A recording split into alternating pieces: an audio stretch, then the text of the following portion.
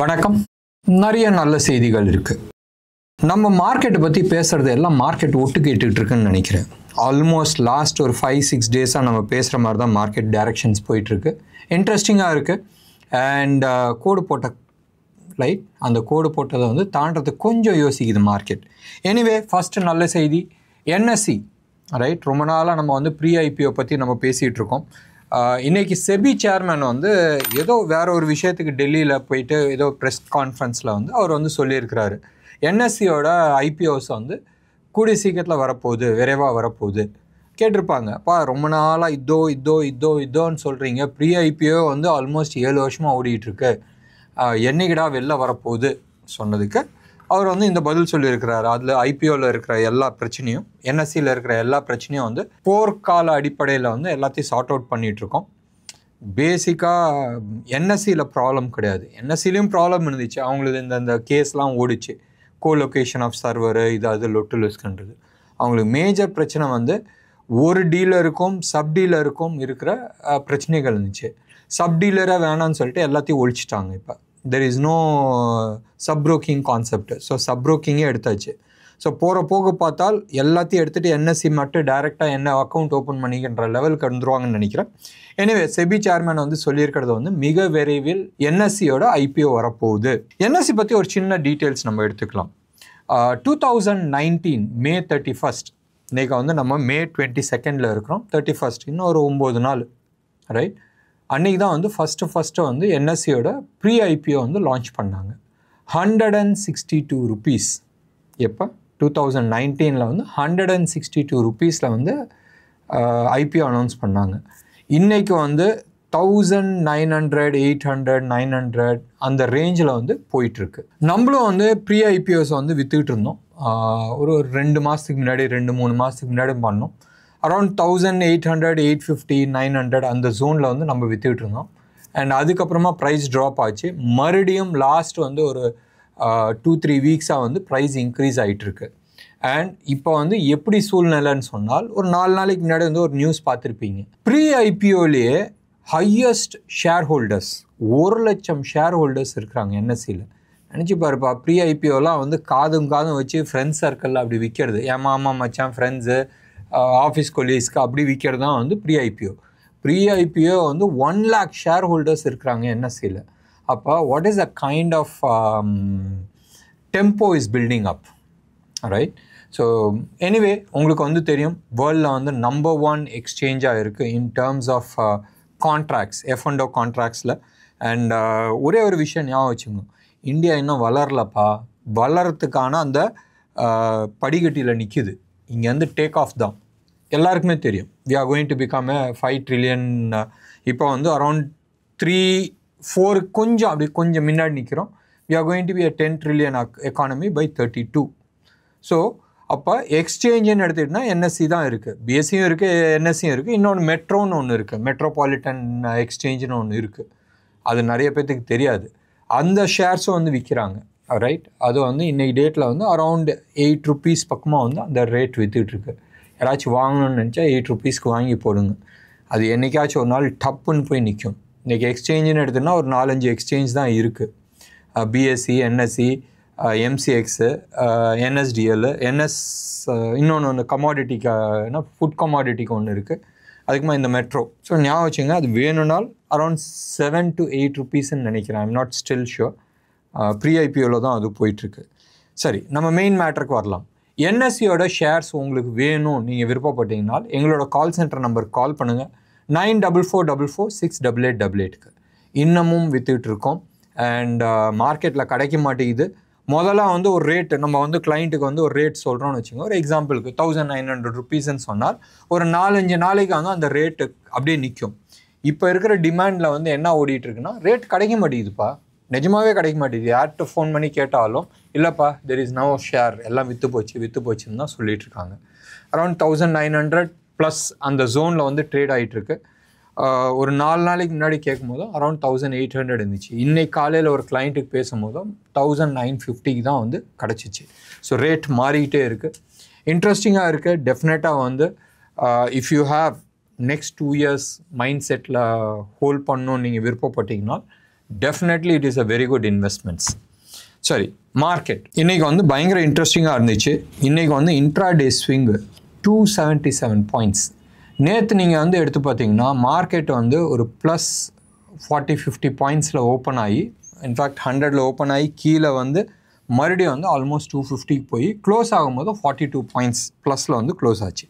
நான் பேசுகிறது எல்லாமே நம்பர்ஸ் வந்து ஃபியூச்சர்ஸ் தான், ரைட்? இது வந்து நிஃப்டி. இன்னைக்கு காலையில் நீங்கள் எடுத்து பார்த்தீங்கன்னா -40-50ல் ஓப்பன் ஆகி கீழே வந்து ஆல்மோஸ்ட் -300க்கு போயிட்டு க்ளோஸ் ஆனது வந்து -167. நேத்தோட ஹையும் இன்னையோட லோவும் நீங்கள் எடுத்துக்கிட்டீங்கன்னு சொன்னால் 634 பாயிண்ட்ஸ் ஸ்விங்கு. ஸோ ஸ்ப்ளிட் பண்ணிக்கிட்டாங்க. நேற்று கால் எல்லாத்தையும் வந்து கால் ரைட் பண்ணவங்க எல்லாத்தையும் அழுவு விட்டாங்க. இன்றைக்கி வந்து புட்டு ரைட் பண்ணவங்கள அத்தனை பற்றியும் அழுவு விட்டாங்க. நேற்று எடுத்து பாருங்களேன், முந்தா நேற்று வந்து 25,000ல் ஹையஸ்ட் புட்டு ரைட்டு கால் ரைட்டாக இருந்துச்சு. ஸோ அந்த லெவலில் போய் டச் பண்ணிவிட்டு அங்கேருந்து கீழே வந்தாங்க. நேற்று முந்தா நேற்றுலாம் எடுத்துக்கிட்டிங்கன்னா 24,500ல் வந்து ஹையஸ்ட் புட் ரைட்டாக இருந்துச்சு, ரைட்? 800லேயும் இருந்துச்சு, இல்லைன்னு சொல்ல, பட் ஹையஸ்ட் வந்து 24,500ல் இருந்துச்சு. இன்றைக்கி அதை போய் தொட்டுட்டு மேலே வந்திருக்கு. இன்ட்ரெஸ்டிங்காக இருக்குது. அண்ட் லெவலில் வந்து ஒலட்டாலிட்டி கொடுக்குறாங்க. நாளைக்கு ரைட் மேலேயும் தொட்டாச்சு கீழேயும் தொட்டாச்சு. ஸோ நாளைக்கு மோஸ்ட் லைக்லி அமைதியான போயிட்டுருக்குன்னு நினைக்கிறேன். எனிவே பார்க்கலாம். இன்றைக்கி எக்ஸ்பைரி முடிஞ்சிருச்சு. நாளைக்கு நியூ கான்ட்ராக்ட், அதாவது இந்த மந்த்துக்கான கான்ட்ராக்ட் 29th அன்னைக்கு க்ளோஸ் ஆகுது. அந்த நியூ கான்ட்ராக்ட் வந்து கொஞ்சம் அமைதியாக இருக்குன்றதை நம்ம எதிர்பார்க்கலாம். அடுத்த வாரத்துக்கான மந்த்லி கான்ட்ராக்ட், ரைட்? அது weekly contract, monthly contract expiry நீங்கள் எடுத்துக்கிட்டிங்கன்னு சொன்னால் 25,000ல் தான் வந்து ஹையஸ்ட் கால் ரைட் ஆகிருக்கு. Somewhere close to about 87 lakh calls வந்து ரைட் ஆகிருக்கு. செகண்ட் ஹையஸ்ட் மார்க்கெட் க்ளோஸ் ஆன லெவலில் இருக்குது 24,600. நாளைக்கு வந்து most likely time decay sideways தான் போகும். Time decay plus Saturday Sunday time decay இருக்கும். 24,600ல் தான் வந்து ஹையஸ்ட் கால் ரைட் பண்ணியிருக்கிறாங்க. இன்னொன்று யூஎஸ் பிரச்சனை இருக்குது, அது பற்றியும் நம்ம பேசலாம். புட்டை பொறுத்த வரைக்கும் 24,500ல் ஹையஸ்ட் புட்டையும் 24,600ல் செகண்ட் ஹையஸ்ட் புட்டும் வந்து ரைட் ஆகிருக்கு. இன்றைக்கி வந்து கொடுத்த அடி 10ல் போல் இருக்குது. எனிவே யூஎஸ் மார்க்கெட் பற்றி நம்ம பேசினோம். நேற்று ஆல்மோஸ்ட் 816 பாயிண்ட்ஸ் வந்து டவ் ஜோன்ஸ் கீழே விழுந்துச்சு. பெரிய அடி. நம்ம வந்து அந்த டாலர் இண்டெக்ஸ் பற்றி நம்ம பேசிகிட்டு இருந்தோம். அதே மாதிரி பாண்ட் வந்து அபோவ் 5% போனால் என்ன ஆகுன்றது நேற்று நம்ம பார்த்தோம். 816 பாயிண்ட்ஸ் நேற்று வந்து டவ் ஜோன்ஸ் கீழே விழுந்துச்சு. க்ளோஸ் டு அபவுட் 1.9%, 2% வச்சுங்களேன். அதே மாதிரி நாஸ்டாக் வந்து 1.41% கீழே விழுந்துச்சு. இன்ட்ரெஸ்டிங் ஃபேக்ட் என்னால் டெஸ்லா, என்விடியா, மைக்ரோசாஃப்ட்டு எல்லா பெரிய தலையும் வந்து கீழே விழுந்துச்சு. டாலர் இண்டெக்ஸ் 99.7ல் நிற்கிது. எப்போ 98 உடைக்க போகுதுன்றது நம்ம பார்க்கலாம். உடைச்சிடும். டாலர் இண்டெக்ஸ் இப்படி பாண்ட் வந்து இப்படி போயிட்டு இருந்துச்சுன்னா டாலர் இண்டெக்ஸ் நிச்சயமாக உடைய தான் செய்யும். பாண்டு நான் நேற்று தான் சொல்லிக்கிட்டு இருந்தேன். நேற்று நம்ம தொடக்கமே அதான் இருந்துச்சு. எவ்வளோ நேரம் தான் பிடிச்சி வச்சுருப்பாடான்றது நீங்கள் எடுத்துக்கிட்டிங்கன்னா நேற்று இந்த சீசனில் வந்து ஃபஸ்ட் டைம் வந்து 5க்கு மேலே வந்து க்ளோஸ் ஆகி 1 டேயில் நின்றுச்சு. இப்போ கூட நீங்கள் எடுத்துக்கிட்டிங்கன்னு சொன்னால் அது வந்து ட்ரேட் ஆகிட்டு இருக்கிறது வந்து 5.149. போன தர 5.1 தொடவே இல்லை, விடலை, ரைட்?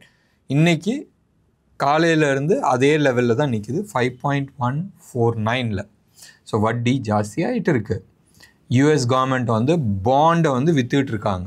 அவங்களோட பாண்டை வந்து விற்றுட்ருக்காங்க. 20 year பாண்டு, 10 year பாண்டெல்லாம் விற்றுட்ருக்காங்க. அந்த விற்கிறது வந்து அவங்களே வாங்கிக்கிறாங்க. இந்த சைடு விற்கிறாங்க, இவங்களே வாங்கிக்கிறாங்க. வாங்குறது எங்கேருந்து வாங்குறாங்க? நோட் அடிக்கிறாங்க. டாலர் இஷ்டத்துக்கு நோட் அடிக்கிறாங்க. ஸோ டாலர் வந்து ஒரு கவர்மெண்ட் வந்து எவ்வளோக்கு எவ்வளோ அவங்களோட கரன்சி அடிக்கிறாங்களோ ரொம்ப சிம்பிளான விஷயம். ஒன்று பேப்பர் வேஸ்ட் ஆகுதுன்றது இருக்கட்டும், ஜோக்ஸ் அப்பார்ட். இன்னொன்று வந்து கண்ட்ரியோட இன்ஃப்ளேஷன்ஸ் இன்க்ரீஸ் ஆகும், அவங்களோட பண மதிப்பீடு குறையும். ஸோ யூஎஸ் வந்து தெரிஞ்சே சில தப்பு பண்ணிகிட்ருக்காங்க. நம்ம ஊர் அரசியல் மாதிரி தான். இப்போ நான் டெமோக்ரஸி, மக்கள் ஓட்டு போட்டு நான் உள்ள 5 வருஷத்துக்கு வந்திருக்கிறேன். இந்த 5 வருஷத்தில் நான் என்ன பண்ண முடியுமோ நான் பார்த்துக்கிறேன். நாடு கிடக்குது, ரைட்? அடுத்த கவர்மெண்ட் வரவும் பார்த்துக்கிட்டோம். இந்த தர இருக்கிறவங்க வந்து என்ன சொல்லுவாங்க? ப்ரீவியஸ் கவர்மெண்ட் வந்து இப்படியெல்லாம் தப்பு பண்ணிச்சு, இவ்வளோ கடன் வாங்கி வச்சிருக்கு, ரைட்? அந்த கடனை என்னால் கட்ட முடியலன்னு சொல்லிட்டு இவங்க வந்து அது மாதிரி 2 மடங்கு வாங்குவாங்க. ஸோ அதே கதை தான் வந்து நடந்துகிட்ருக்கு யூஎஸ்லேயும். ஸோ யூஎஸில் வந்து இந்த $36 trillion என்ன பண்ண போகிறாங்கன்றது ஒன்று இருக்கட்டும். கவர்மெண்ட் எந்த விதமான நடவடிக்கையும் எடுக்கலை. அவன் செத்தா போட்டும்பா, எல்லாத்தையும் சேர்த்து தான் இழுக்க போகிறாங்கன்றது ஒரு சின்ன ஃபீல். இந்த தடவை மார்க்கெட் கீழே விழுவும் போது என்ன ஏறுதுன்றது நம்ம பார்க்கணும். கோல்டு ஏறப்போகுதா, இல்லை கிரிப்டோ கரன்சி ஏறப்போகுதா, இல்லை இந்தியன் ஸ்டாக் மார்க்கெட் ஏறப்போகுதான்றது நம்ம பார்க்க வேண்டிய ஒரு கட்டாயத்தில் இருக்கிறோம். Anyway we will wait and see என்ன நடக்க போகுதுன்றது. அது நடக்கும்போது நடக்கட்டும். இன்னைக்கான மார்க்கெட், யூஎஸ் மார்க்கெட் பற்றி நம்ம பேசிட்டோம். கோல்டு வந்து ஒன்றும் பெருசாக மாற்றம் கிடையாது. நேற்றுக்கும் இன்றைக்கும் அதே லெவலில் தான் இருக்குது. 9,900 லெவலில் தான் ட்ரேட் ஆகிட்டுருக்கு. இது 999 குவாலிட்டி ஜிஎஸ்டியோட ட்ரேட் ஆகிற கோல்டு. சில்வரை பொறுத்த வரைக்கும் அதே 1,140, 150 அந்த லெவலில் இருக்குது. 1,150,000 இது வந்து per kg of silver 999 quality சென்னையில் இருக்கிற ரேட்டு. ருப்பியை பொறுத்த வரைக்கும் எஸ், நேற்று அதுக்கு முந்தின நாள்னு நினைக்கிறேன் 85.30 இருந்துச்சு. நேற்று 85.50 இருந்துச்சு. இன்றைக்கி 85.95க்கு போயிருக்கு. ஸோ ருப்பி வீக்காக இருக்குது. புரியாத சமாச்சாரம் வந்து என்னாதுன்னு சொன்னால் டாலரும் வீக் ஆகுது, ருப்பியும் வீக் ஆகுது. எனிவே நம்ம அந்த டீட்டெயில்ஸ்குள்ளே போகணும். எப்பயுமே அந்த கோரிலேஷன்ஸ் இருக்கும். இந்த தர அந்த கோரிலேஷன்ஸ் மார்க்கெட்டில் கிடையாது. So we have to wait and watch. நாளைக்கு market as of data, as of chart நீங்கள் எடுத்துக்கிட்டீங்கன்னு சொன்னால் மோர் அமைதியாக போகிறதுக்கான சூழ்நிலை தான் இருக்குது. It all depends on how US market is going to behave. டெஃபினட்டாக நம்மளோட மார்க்கெட் வொலட்டாலிட்டி, சப்ளை, டிமாண்ட் அதெல்லாமே ஒரு சைடு இருக்கட்டும். ஆனால் மேஜராக என்ன இருக்குது, யூஎஸில் நடக்கிற இந்த பாண்டு கூத்து தான். ஸோ அது முடிஞ்சதுக்கு அப்புறமா தான் நம்ம ஊர் ஆட்டத்துக்கு வருவாங்க. ஆஸ் ஆஃப் நவ் நீங்கள் எடுத்துக்கிட்டிங்கன்னு சொன்னால் நிறைய ஸ்டாக்ஸு ரொம்ப நல்ல ரிசல்ட் கொடுக்குறாங்க. நிறைய ஸ்டாக்ஸ் வந்து பட்டு மோசமான ரிசல்ட் கொடுக்குறாங்க. நீங்கள் எடுத்து பாருங்கள், இண்டஸ்இண்ட் பேங்க் எடுத்துங்க, பட்டு மட்டமான ரிசல்ட் கொடுத்தாங்க. அவங்களே சொல்லியிருந்தாங்க அவங்க கம்பெனியில் இருக்கிற சிஇஓ மற்ற ஸ்டாஃப்ஸ்லாம் பண்ண தப்பில் வந்து சில குளறுபடிகள் நடந்திருக்கு. ஹிந்துஜா குரூப் வந்து என்ன சொல்லியிருக்கிறாங்க, நாங்கள் காசு கட்டுறோம், அதுக்கான என்ன இது வருதோ அது நாங்கள் பம்பின் பண்ணுறோம். நினச்சி பாருங்களேன், லாஸ்ட் 19 வருஷமாக குவார்ட்டர் ஆன் குவார்ட்டர் வந்து அவங்க ரிசல்ட் பாசிட்டிவாக தான் கொடுத்துருக்குறாங்க. 19 வருஷம் ஒரு கம்பெனி வந்து சூப்பராக பண்ணியிருக்கும் போதும் ஒரே ஒரு ஆட்கள் உள்ளே வந்து பர்ஃபார்மன்ஸ் காட்டணும், பந்தா காட்டணும், ரிசல்ட்ஸ் காட்டணும்னு சொல்லிட்டு பண்ணுற கூத்தில் கம்பெனியோட பேர் எவ்வளோ தூரம் கெட்டு போகுது பாருங்களேன்.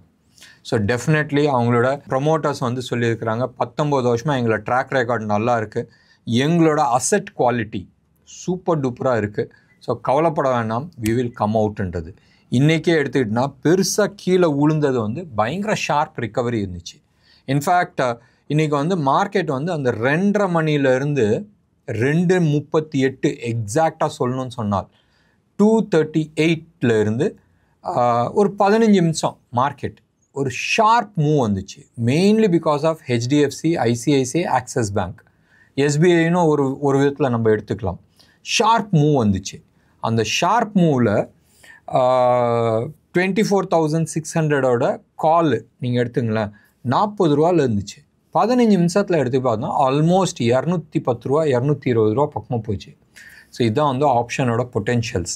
ஸோ ஆப்ஷன் வந்து மொமெண்டம் ட்ரேடு தான், ரைட். இன்றைக்கி எக்ஸ்பைரி இருந்துச்சு, 3:30 மணிக்கு அதோட கணக்கு முடிக்குது.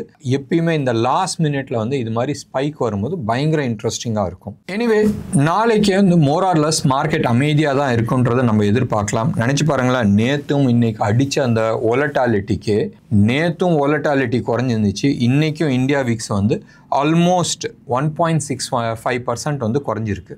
அதிசயமாக இருக்குல்ல. இந்த ஆட்டம் போட்டும் மார்க்கெட் வந்து ஒலட்டாலிட்டி குறையுதுனால் எதிர்பார்த்து தான் நடந்துகிட்ருக்கு. நாளைக்கு மார்க்கெட் மோர் ஆஃப் ரேஞ்ச் பவுண்டாக இருக்கிறதுக்கான வாய்ப்புகள் இருக்குது. எனிவே நீங்கள் ட்ரேட் பண்ணும்போது பார்த்து ட்ரேட் பண்ணுறது புத்திசாலித்தனமாக இருக்கும். என்ன நேயர்களே, இன்றைக்கி ப்ரோக்ராம் உங்களுக்கு பிடிச்சிருந்துச்சுன்னா லைக் பண்ணுங்கள், ஷேர் பண்ணுங்கள். டெஃபினட்டாக உங்களோட கமெண்ட்டை நான் எதிர்பார்க்குறேன். நன்றி, வணக்கம்.